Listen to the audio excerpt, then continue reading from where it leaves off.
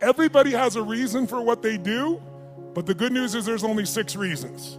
There are lots of different stories, but I can tell you by experience being around the world, there's only 6 reasons. And those 6 reasons are called the 6 human needs. All human beings have the same 6 needs, so why do we behave differently? Because the only thing different in people is 2 things. We all have the same 6 needs, but we don't value them equally. So the difference in people, we all have the same 6 needs. The difference is which of the top 2 you value most out of these 6. Because these top 2 determine your direction in life. And direction, if you keep moving in direction, it leads you to an ultimate destination or destiny. So we want to understand what your top 2 needs are. And same thing with other people. So what are these 6 needs? They are not goals, they are not desires. If you travel with me around the world, you'll see every culture has different goals, everybody has different desires, but we all have the same needs. What are they? Number 1 is the need for certainty. Certainty. Now what the hell is certainty? Certainty is a survival need. We all need to feel certain that we can avoid pain and that ideally we can have some comfort. Why? Because continuous pain would mean continuous damage. Continuous damage eventually means death. So the need for certainty is built into every human being. Some people, certainty is the number 1 thing they value.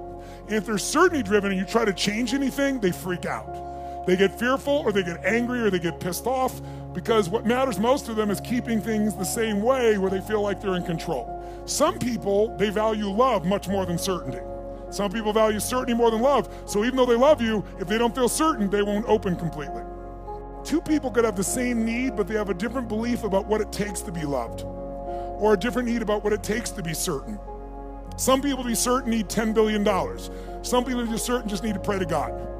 You can get certainty from your past, you get certainty from God, you get certainty by working out intensely, you get certainty by eating food. Too much food especially will put comfort in your body. If you overeat, all the blood goes in your stomach, you start breathing again.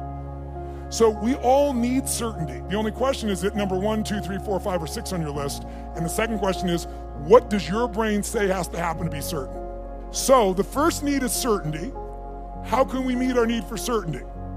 We can do it in ways that are positive, neutral, or negative. I can get certainty in a heartbeat if all I want to do is get really pissed off and freaked out about something. When you get angry, do you get certain, yes or no? You better believe it. So some people get angry all the time because it's their way to get certainty in a life that's uncertain. It has all kinds of negative side effects, but it works in the moment. So listen to me now. Most people meet their needs in a way that works in the moment, but not long term. So they feel good for a short time, like a sugar high, and then they drop emotionally, and they got to do it again, whether it's food or smoking or drinking or whatever it is. That's how most people live their life. You can get certainty by working out. If you go on a run really intensely or you go lift weights and you push yourself and all that blood starts pulsing through you, and what's the downside? 0. So there are ways to meet your needs that are empowering, neutral, or disempowering. The parts of our life we don't like are problems. Why would we keep a problem? We're all capable of solving it. Why would we keep a problem? The only reason you have a problem that's stuck around is because it meets some of your needs. Not all of them, or you wouldn't want to get rid of it. But enough of them that it makes it hard to give up. So let's take a look. What's the second human need? Well, first of all, what if you were certain every moment of your life what was going to happen before it happened? What if you knew what people are going to say before they're going to say it? What if you could feel what they're going to feel? What if you knew every moment before it happened what people are going to say and do? And that second human need is uncertainty. We have a need for uncertainty. We have a need for surprise. We have a need for variety. In fact, what's the phrase? Variety is the what of life? Spice of life. So let me give you, how do you get variety? You can get variety in positive ways, negative ways, or neutral ways. You can get variety by learning, growing, taking on a new goal, a new challenge. You can get variety through a conversation with a friend. You can get variety by praying to God. There's so many ways to get variety, aren't there? But you can also get variety in negative ways. You can smoke a joint, and maybe that's not a negative way, but it sure will change your state. But it has side effects, right? During that time, you're not going to function maybe at the same peak or understanding. Or some people use other things, cigarettes, alcohol, anything. There's so many ways to get variety. The question is, are your ways positive, neutral, negative, or empowering? Third human need is significance. The need to feel unique. The need to feel special. Who has the need to be needed, to feel special, unique, and important? Who do you think has that need? Who has it? Tell me who. What about people who say, I don't want to be special? Do they still want to be special, yes or no? You bet your ass they do. Thou protest too much. Now, they don't want to be so special that you attack them. They might want to stay undercover, so to speak, but they still want to feel special. They want to feel unique. They want to feel needed. They want to feel important. So there are lots of ways to feel special.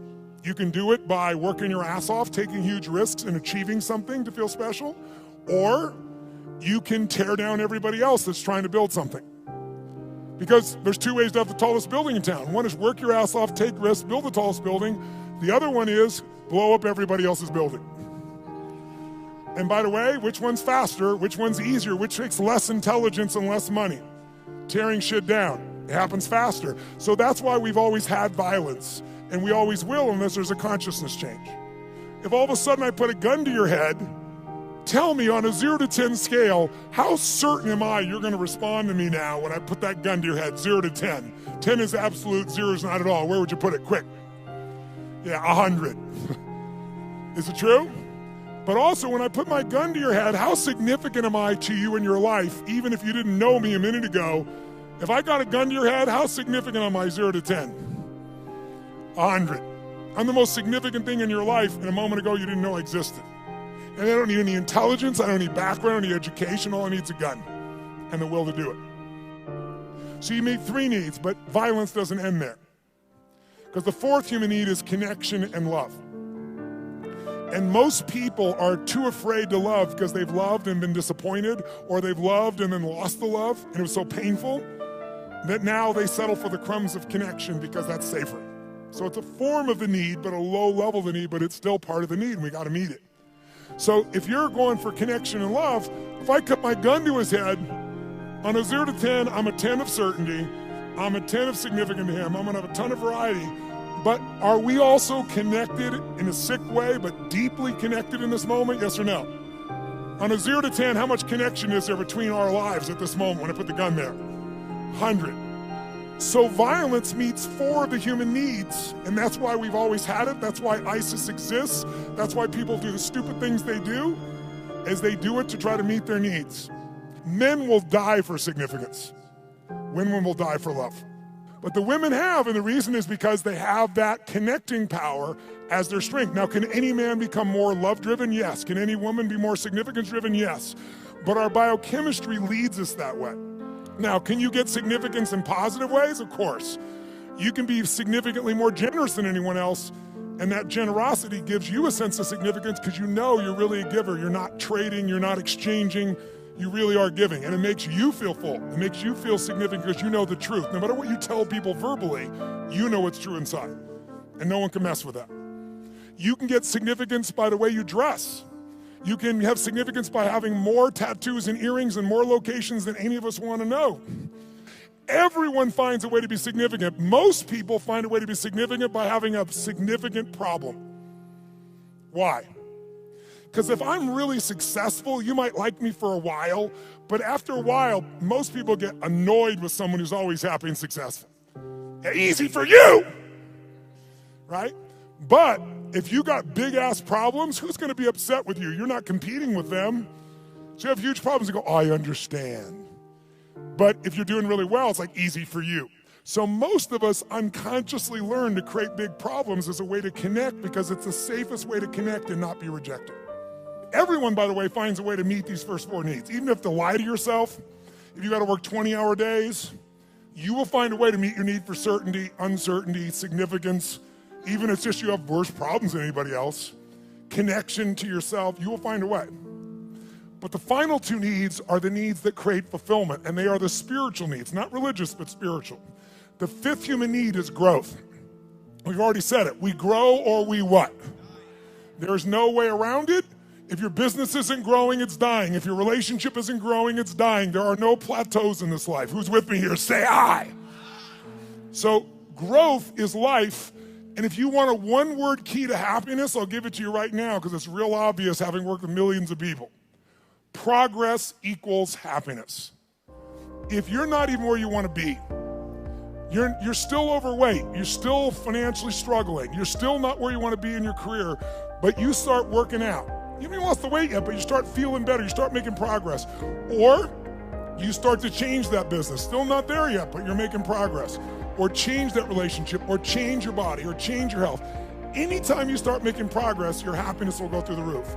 Anytime you achieve things and you don't set up something new to go for quickly, you'll lose momentum, and in a short time you won't be so happy.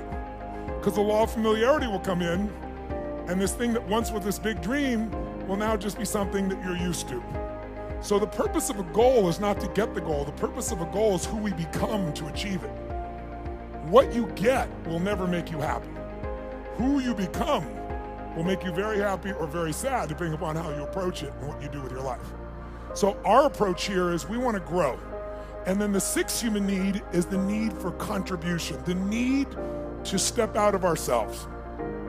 See, how many of you in this room, when something great happens, how many of you can't help yourself, you immediately want to share that with somebody you love? How many immediately that's your first thought? Say, I. Why? Because you can only feel so much yourself.